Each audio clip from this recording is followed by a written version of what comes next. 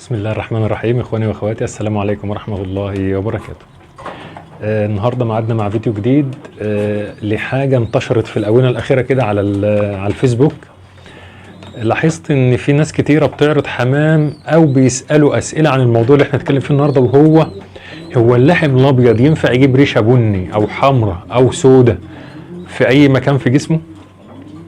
في ناس تانية تعرض حمام عينه لونها اصفر، الحمامة بيضة عادي، لاحم بالظبط، شكل اللحم بالظبط، ولكن عينها فاتحة.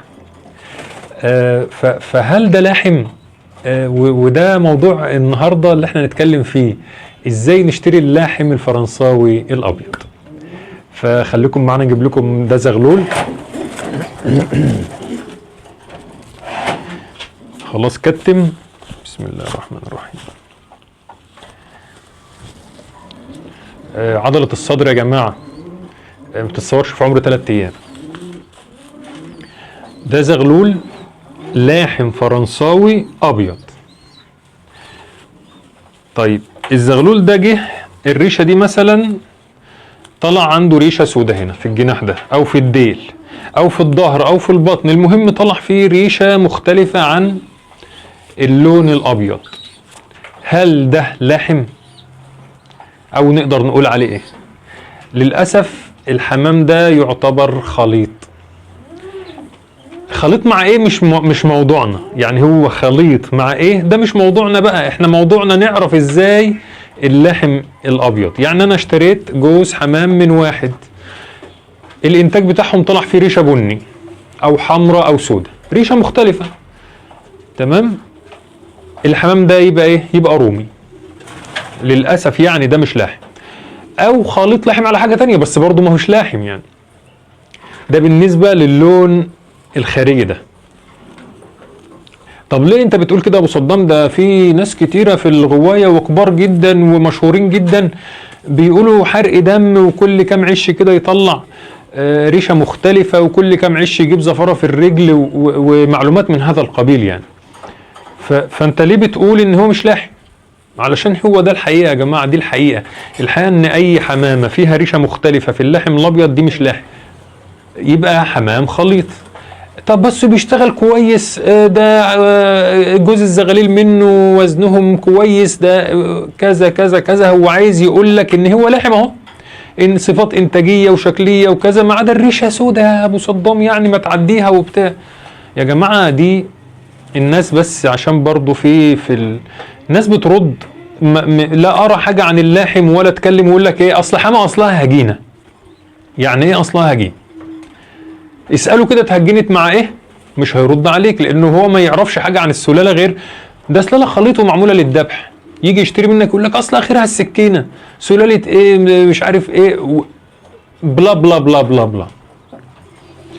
يعني احنا يعني في الفترة الأخيرة بصراحة شفت ناس كتيرة بيعملوا الحركة دي. تلاقي واحد مشهور قوي يقول لك الحما اخرها السكينة، ليه؟ عشان بيشتري ب 250، يجي يبيع لك 650 700 جنيه. ليه؟ ما انت بتقول اخرها السكينة. لا اصل دي سلالة المخصوصة.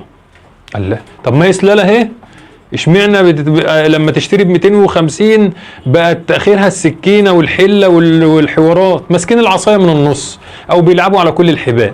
يجي يشتري يقول لك اخرها السكينة وسلالة ذبح ومش فارقة معانا، ويجي يبيع يقول لك سلالة المخصوصة. سلالتك؟ طب ما هي سلالة، هي فعلا سلالة، ومن أقدم السلالات في العالم على فكرة في الحمام. سلالة اللحم الفرنساوي من أقدم السلالات في العالم، ولكن احنا وصلتنا متأخر شوية. فما نقولش إن هي حمامة خليط بقى أو حمامة أصلها متهجنة. طب ما الكينج متهجن والتكسن متهجن، تقريبا كل حامل العالم متهجن أصلا، بس خلاص صفات ثابتة. شركات قايمة على تهجين الحمامة وثبتت الصفات، وبقت سلالة رسمية وعالمية كمان. يعني تلاقي دولة ورا السلالة، تقول لك منشأها دولة كذا، تمام، يقول لك شركة فلان علشان الشركة دي القائمة على التطوير والبحث، ودكاترة وعلماء وباحثين.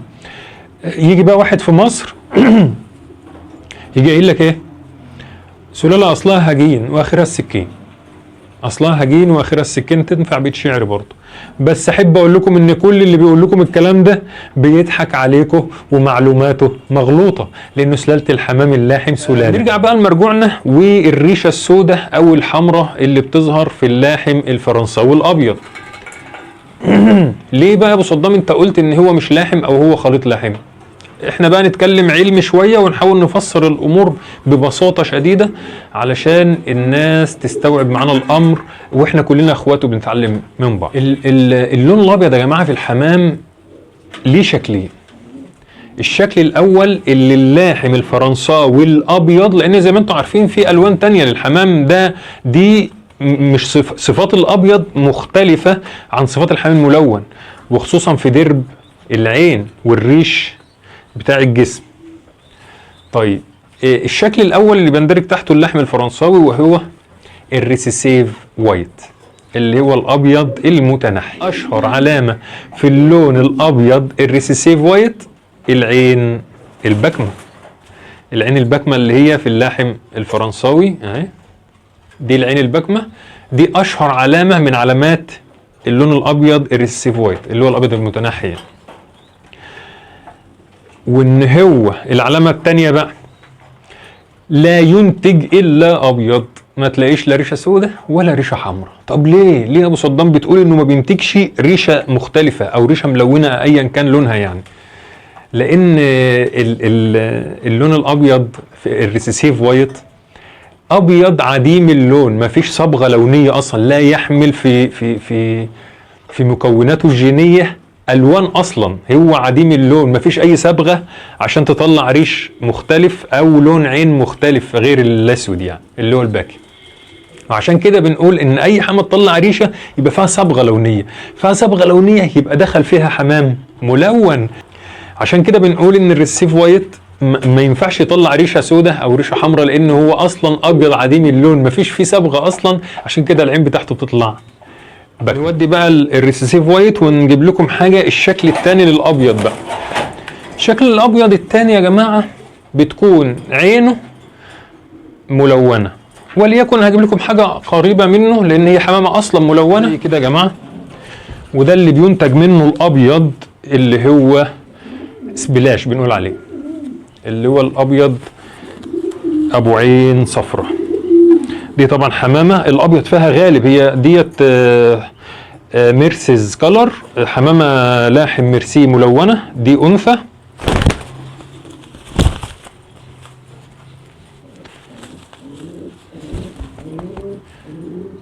انثى لاحم ملون، الابيض فيها غالب. لو انا بقى قمت مجوزها لذكر برضو نفس لونها كده، الابيض فيه غالب، وقامت مطلعه حاجه بيضه خالص ولكن بنفس لون العين دي، العين الصفراء دي، ده بقى اللي احنا بنقول عليه ايه؟ اسبلاش. العلامه الثانيه ان هو بقى الابيض بقى اللي هو الاسبلاش بيطلع ريشه مختلفه، يعني تلاقي هنا مثلا كده ريشه بني زي دي كده، تمام، ممكن تلاقي في الدير ريشه سوداء او في الصدر ريشه بني زي كده. هو ابيض كله عين صفراء وبيظهر فيه ريش ملون كده، هنا في البطن في الظهر في الديل في الجناح زي كده ريشه واحده هي مثلا في الجناح. لو هو كله ابيض ما عدا الريشه دي بقى ابيض اسبلاش، عينه صفراء وبينتج ريشه مختلف. يعني اي حاجه عينها صفراء واي حاجه بتنتج ريشه ملونه ده ابيض ليس متنحي يعني. ده هو بنقول عليه اللي هو الاسبلاش. الاسبلاش ده يا جماعه من علاماته ان هو الريش اللي بيظهر مختلف في اللون الابيض، ريشه مختلفه او عين صفراء. لان انا شفت حد عارض فعلا حمام لاحم بعين صفراء ويقول عليه لاحم، لا هو مش لاحم، ده خليط. هو ظهر ليه ابيض بالشكل ده؟ هو يا جماعه اصلا في الاساس مش ابيض، زي اللي كان واحد مره كان بيقول لي هو انا ما اقدرش اطلع لون ابيض من حمام ملون. ايوه تقدر تطلع اللون الابيض، ولكن هو دخل في جيناته الملون، هو اساسا مش ابيض. لو طلع ريش مختلف يبقى في جيناته ايه اصلا حاجات زي بيقولوا الابيض ده اللي هو ابو عين صفراء وساعات بيطلع ريش مختلف، بيقولوا اساسا مش ابيض، في الاساس تزاوج الوان اخرى، زي مثلا يقول لك ايه الناتج تزاوج الكريزلي. الكريزلي لما بيتجوز ساعات بيطلع ابيض.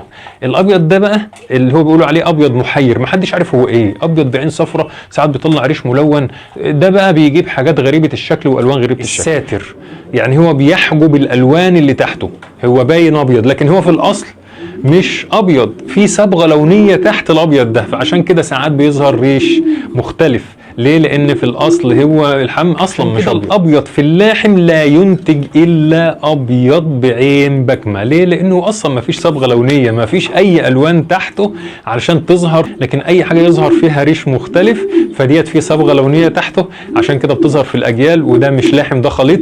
ويا ريت اي حد عنده ده يعني حمام من هذا القبيل يعني يتخلص منه، او ما يدوش لحد على انه لاحم، يعني يبيعوا على انه رومي، ويفضل ان هو التخلص منه عشان يفضل عندنا سلة لحم محترمه، وما نجيش في يوم من الايام نلاقي كل اللحام اللي عندنا بقى خليط. لان احنا صوابعك مش زي بعضها قوي، شغال بمزاجه ودماغه. في ناس دخلت الرومي يعني عشان الجفون وكده، دخلوا الرومي على اللاحم ده، كان يعني هدفه ان هو يطلع جفن احمر، مع ان اصلا الجفون الثلاثه موجوده، ابيض او وردي او احمر، الثلاثه موجودين في اللاحم، والثلاثه حلوين والثلاثه زي الفل يعني.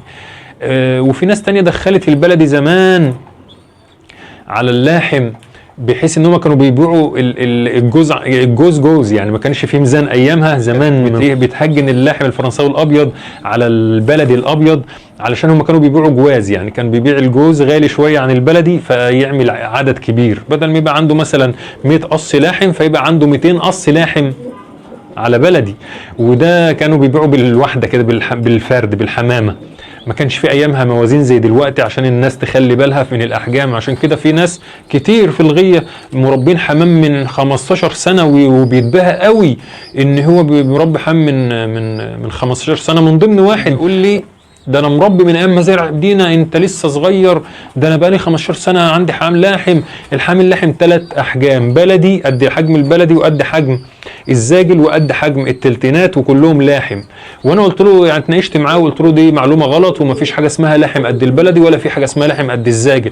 اللاحم كله يعني اكبر من التلتينات شويه واصغر من الرومي، يعني هو في الحجم ده، وكله اسطمبه واحده، مفيش حاجه اسمها، مفيش تفاوت في الاحجام في اللاحم يا جماعه.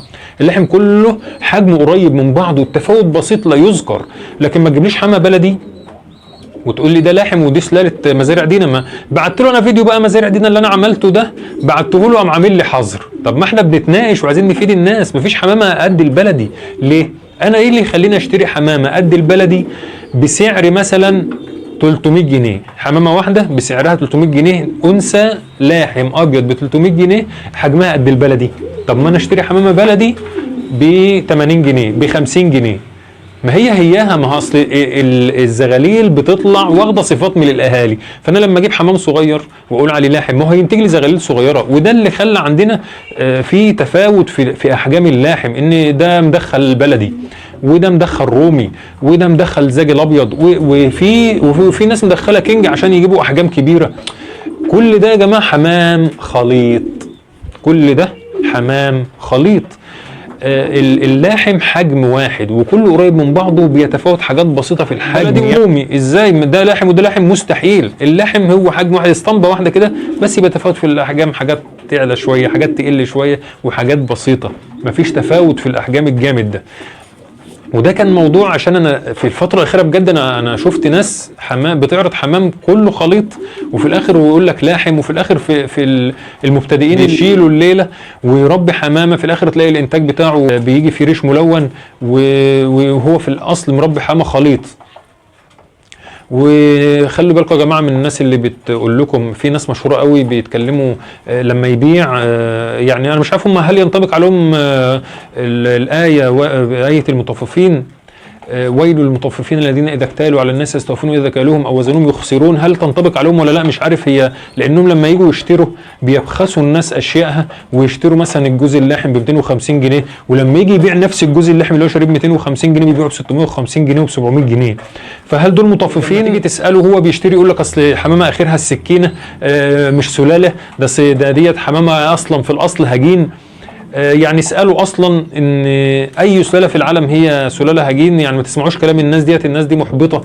سلالة اللحم دي سلالة ومن اقدم السلالات في العالم على فكرة، يعني من اقدم السلالات الموجودة، والسلالات اللي دخلت في تهجينة اللحم دي من اقدم السلالات الموجودة في العالم. فما تسمعوش كلام الناس المحبطين. اللاحم سلالة، ولكن اللي بيقول لك مش سلالة بيبقى عايز يشتري منك بالبخس. لما يجي يبيع بيقول لك سلالة المخصوصة، زي ما احنا قلنا في اول الفيديو، يقول لك سلالة فلان الفلاني اللي بتنباع ب 650 و 700 جنيه، ده علشان هو بيبيع.